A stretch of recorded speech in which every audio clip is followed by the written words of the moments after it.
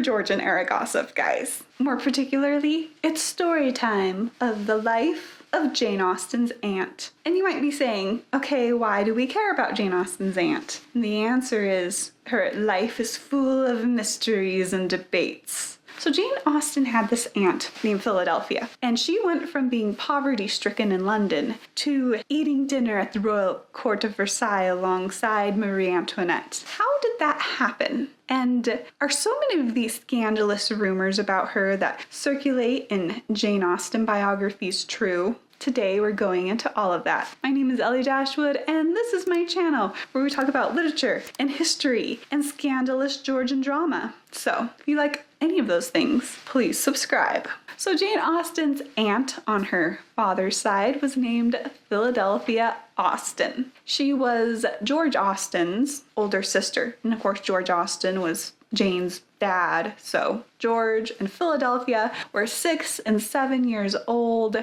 when their parents died, leaving them orphans. And at that time, them and all their siblings got split up. George went to live with some relatives, then he went up to university, then he went to become a preacher in rural Hampshire. He had a bunch of kids. One of them was Jane Austen, who went on to write a bunch of books and become worldwide famous. Meanwhile, Philadelphia's life story went quite differently. There's actually very little known about what happened to her between the age of 7 when she was orphaned to the age of 15. It's assumed that she went and lived with some relatives, but no one knows for sure which ones or how that went down exactly. So when she is 15 years old, the story picks up again because the Austens had an uncle, and this rich uncle paid for Philadelphia to become an apprentice to a milliner. And a milliner is somebody who makes hats and caps and bonnets and neckerchiefs and sometimes capes or something. And what's really interesting about millinery is it was incredibly hard work and usually done in dismal conditions. In fact, in the Victorian era, sometimes writers would try to use their work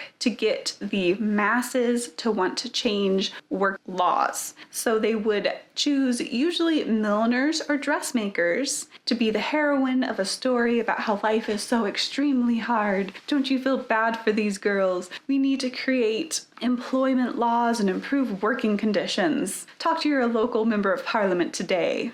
So they really were really hard working conditions, and that was what Philadelphia got signed up to essentially work for free in for the next 5 years. And her uncle had to pay to have her contracted into this bound service, essentially. And in return, she was supposed to be being taught the trade. And it's really interesting because someone contracted to be an apprentice could not leave. They were bound by the contract. In fact, people would get arrested for being a runaway apprentice. And there would be wanted posters that would say, "Girl, 15 years old, milliner apprentice, runaway, reward this much money." And of course, then the question comes up is, why would her uncle do this to her? If her family is well off, that they are of a social class where her brothers can become clergymen, why couldn't she be sent out as a governess or something? And of course, the answer is she didn't have that education of being refined enough to be a lady in order to become a governess. And so the next best thing would be for her to go into either becoming a milliner or a dressmaker, which was one of the only few super extra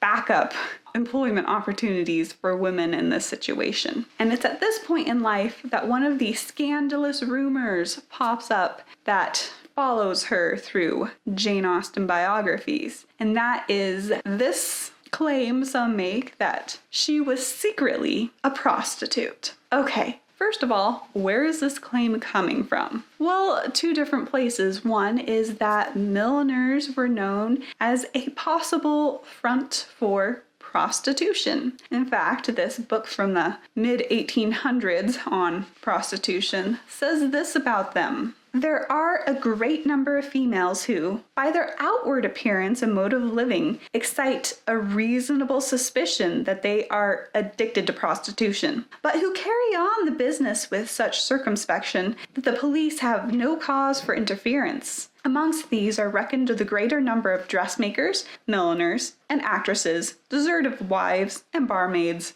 etc. Yep, that's right. They were on a long list of people that the police thought might be prostitutes. Yeah. The second reason that this claim is made is because right around this time, one of the most scandalous books in English literature came out that was essentially describing a lot of different type of prostitution, and it was set in a milliner shop in Covent Garden, London, named Mrs. Cole's. The milliner shop in Covent Garden, London, that Philadelphia worked for during this time period was named Mrs. Cole's. So here we see people saying like, oh, well, this book says it was a front for prostitution, has the same name, right location, right era, and that's exactly matches where Philadelphia worked. Thereby, we think this book is about where Philadelphia worked. So those are the claims. Now, what are the actual facts about this? The very first one is that pretty much any woman that went out and worked and earned her own living, aka an empowered woman, was immediately followed by the suspicion that they were a prostitute.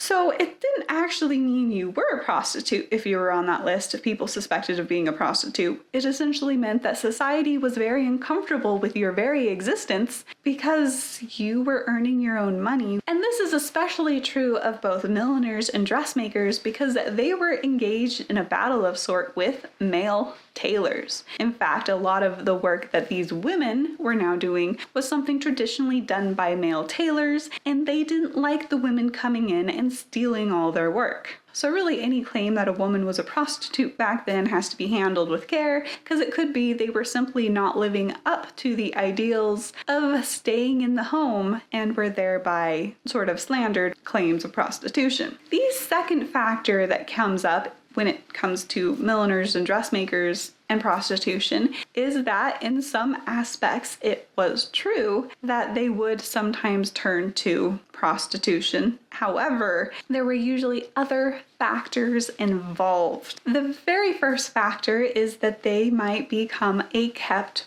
woman by a man wealthy enough to pay to put this woman up in lodging somewhere, pay for her keep, essentially keep her as a mistress. This especially happened to shop girls at the time because they were usually visible, hanging up things in store windows, and random guys would be like, hey, I like her. I'm gonna go put her in some lodgings and she's gonna be my mistress. So that is one form of prostitution that did happen for women at this time period. The second cause of prostitution in these trades could be unemployment. During times of unemployment, the woman who usually doesn't have a family network or any other source of income might resort to prostitution just to keep from starving. And what's interesting is even when arrested for prostitution in this situation, she would still claim her main trade as her source of income just for her self-esteem. She didn't want to admit to herself that she was a prostitute. She was just an out-of-work milliner. She was just an out-of-work dressmaker. And the other factor is that as soon as she got work again in her trade, she would stop prostituting because it was simply her fallback in case that she doesn't have legitimate work. And of course, the only type of woman who would fall back on that would be someone who didn't have a loving family support network behind her that she could fall back on, which was not the case with Philadelphia. Not only was her family support network very intact, but also she was an apprentice, which meant that she was guaranteed food and lodging during her years of apprenticeship, so she would have no reason to fall back on being a prostitute. Now let's talk about this scandalous book. Yes, it has the same location, it's from the same years, and it has the same name of the milliner shop even. However, that doesn't make it true. So here's an example. There are certain shops in my town that I personally don't understand how they exist. It's like, who even buys what you sell? How are you still open? There's never any cars there. Anyway, when there's a shop like that in my town, I usually say, I think it's a drug front, right? I mean, what other explanation could there be for a shop that sells something nobody wants and there's never cars there? I'm telling you, there's many drug fronts in my town. I mean, okay, are they really drug fronts? I have no proof of that. I could write a whole novel about them being a drug front, but that doesn't make them a drug front. Likewise, just because a really creepy guy writes a book about some shop being a front for prostitution doesn't make it true necessarily. It could just be him being like, hey, I wish that was a front for prostitution. It doesn't mean it is. And especially with Philadelphia's situation that she did have a support network she could fall back on, I don't imagine that actually happening in her life. So ultimately for me, do I think that while she was being trained as a milliner, that Philadelphia was actually a prostitute? No. No, I do not. I do think this is something that people in Jane Austen biographies like to play up because it makes Jane Austen's family just seem so much more dramatic than it actually is. But I will tell you, the next thing that happened in Philadelphia's life actually was dramatic. Dun dun dun! Which is that finally her rich uncle comes through for her with something better, which was this opportunity. He offered to send her to India. Of course, during this time period, the Honorable East India Company had a large hold on India, and a lot of the men over there working for the East India Company were single, and they were very desperate for English wives. In fact, they didn't really care if you came from good family, no family. They just wanted a wife. And if you showed up in India, they would marry you.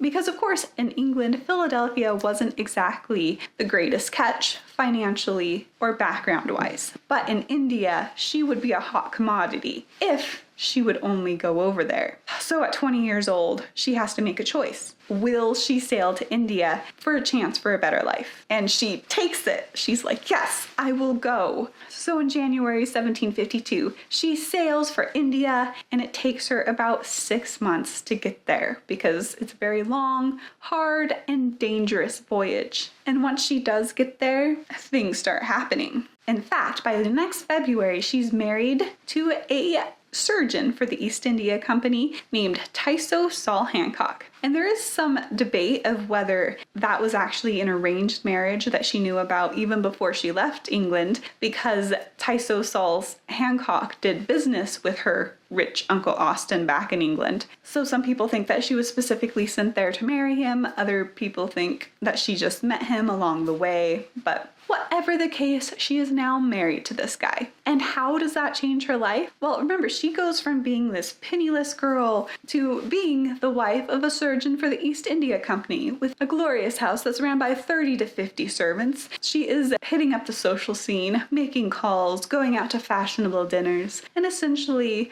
living the life of a well-to-do lady. Her life is now completely transformed. Now, what about her husband? Well, he was actually a very kind and affectionate husband. He was 7 years older. He wasn't the best looking guy, and he did have frail health, but he was a very doting and loving husband and later father when they had a daughter. However, for the first 6 years of their marriage, they don't have any children. Now, during this time period, she could have had miscarriages that were just simply not recorded. But then, after 6 years, she gets pregnant, and it's a girl, and they name her Elizabeth, which when she's a little girl is shortened to Betsy, and when she grows up is shortened to Eliza. But here comes in the next scandalous rumor about Philadelphia's life. People ask, was her husband actually the father of Eliza, or was it Warren Hastings, future Governor General of India? Okay, so who even is Warren Hastings? He was a young man in the employ of the East India Company, and he was recently widowed. In fact, before his wife died, Philadelphia and his wife were good friends. When his wife was sick and dying, Philadelphia took care of his children. And of course, after the wife passed away, both Philadelphia and Tyso remained good friends with Warren Hastings. Now, at this point in his life, he was not yet Governor General of India. He was just a guy working his way up the ranks. And of course, during this time period when the Hastings are really good friends with Philadelphia and her husband, that Philadelphia gets pregnant and has Eliza named Elizabeth actually after Warren Hastings' dead daughter, Elizabeth. So we have Philadelphia not getting pregnant for years until Warren Hastings shows up on the scene. So there's the question of maybe Philadelphia's husband was just infertile, not to mention that he is handsome and young compared to Philadelphia's older, frail, not that great looking husband. And he also becomes Eliza's godfather. In fact, Warren Hastings becomes a very generous godfather. When Eliza's about 10 years old, he sets up a trust fund for her with 10,000 pounds in it, which was a lot of money back then. And all of these factors combined lead people to think that maybe Warren Hastings was actually Eliza's father. But now we have to ask this question: did Philadelphia really have an affair with Warren? Like, really? And the answer to that is there's not a lot of evidence that actually supports this theory. We have a lot of Warren's letters and his diaries, and none of them indicate that sort of relationship with Philadelphia. Also, during that time period, there was only one woman spreading the rumor that they had an affair. And in fact, this was a woman who was known to already hate Philadelphia because she was jealous of her. Philadelphia's husband got a promotion rather than this jealous woman's husband. And ever since then, the jealous woman was like, I don't like Philadelphia. I don't think she's that great. You know what? I bet she had an affair with Warren Hastings. She would do that.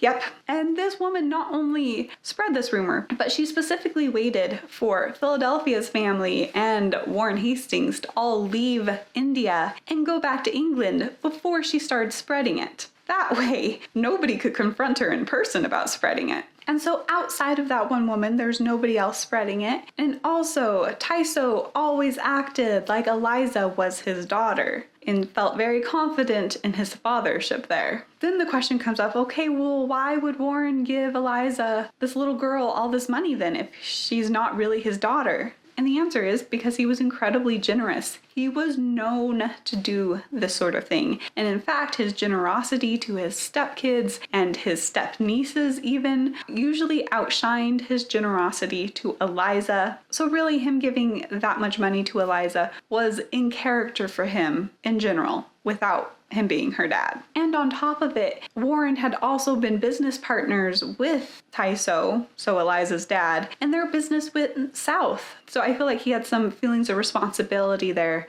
towards his business partner who was in failing health. Anyway, back to the story of Philadelphia's life. So now she has Eliza, and like I mentioned, when Eliza's about 3 years old, Philadelphia and her husband decide that they have worked long enough there building up a savings in India that if they go back to England, they can live off the interest, which is of course a common way for people to support themselves during this time period. If you want to learn more about people living off the interest of a fortune, then watch my video, Why Are the Bennet Sisters So Poor? They go back to England and they get there and they get all set up in London and they discover that they had not saved enough money to live off the interest. Their expenses in London were more than what they were bringing in. So Tyso was like, hey, I gotta go back to India to earn money, but it's a dangerous place and the trip is really dangerous. So you and Eliza stay here, wife. I'm gonna go back and try to earn us some more money and send it back to you. Which is exactly what he does, and he's gone for a very long time. So there in London, Eliza and Philadelphia just are having a ball. Eliza is learning French and riding ponies and having penmanship masters like I talk about in my video on Regency Girls education. In the summers, they go and they visit the Austen family. Yes, the family of Jane Austen. And Philadelphia helps her sister-in-law whenever she's having babies, and they lived there without their husband and father for many years. And when Eliza is about to turn 12 years old, Philadelphia writes to her husband and is like, hey, can we come and reunite the family? We can sail to India and be with you. And I think this is very interesting. Her husband writes back to her. This is what he has to say about his 12-year-old daughter coming to India. I will now give you my opinion concerning Betsy's coming to India. You say she will be so well accomplished at 12 as many are at 15 years of age. I believe she will. But let me ask you if it be possible she should have any degree of judgment at that tender age. Her arrival here would be at that period of life when she will naturally form to herself false notions of happiness, probably very romantic, the disappointment of which may greatly embitter the rest of her days. You know very well that no girl, though but 14 years old, can arrive in India without attracting the notice of every coxcomb in the place, of whom there is a very great plenty at Calcutta, with very good persons and no other recommendation. You yourself know how impossible it is for a young girl to avoid being attached to a young handsome man whose address is agreeable to her. Debauchery under the polite name of gallantry is the reigning vice of the settlement. I scarcely know to whom I would wish my daughter married, were she of a proper age, which she will not be for some years, as I am certain nothing shortens a woman's days so much as her being married when too young. So, here we have him saying, even if she's that young and she shows up in India, all the creepy guys will hit on her, and then she'll get married too young, and then she'll die. He was looking out for Eliza there. And I do think this highlights to what a great father and husband Tyso actually turned out to be. He was always in his letters very concerned about his family and their welfare, even if it meant him having to be alone in India. But sadly, in 1775, when he was only 64 years old, Tyso died in India, leaving Philadelphia a widow. And upon his death, all of the money he was sending back, of course, stopped, and they had to live on what they had invested, which was primarily at this point that £10,000 that was invested by Warren Hastings for Eliza. So Eliza's fortune was giving her and her mother about £400 a year to live off of in interest, and from Tyso's money they had about £200 a year in interest. So combined they only had £600 a year to live off of, and it was costing them about £1,400 a year to maintain their lifestyle in London. So clearly something had to change.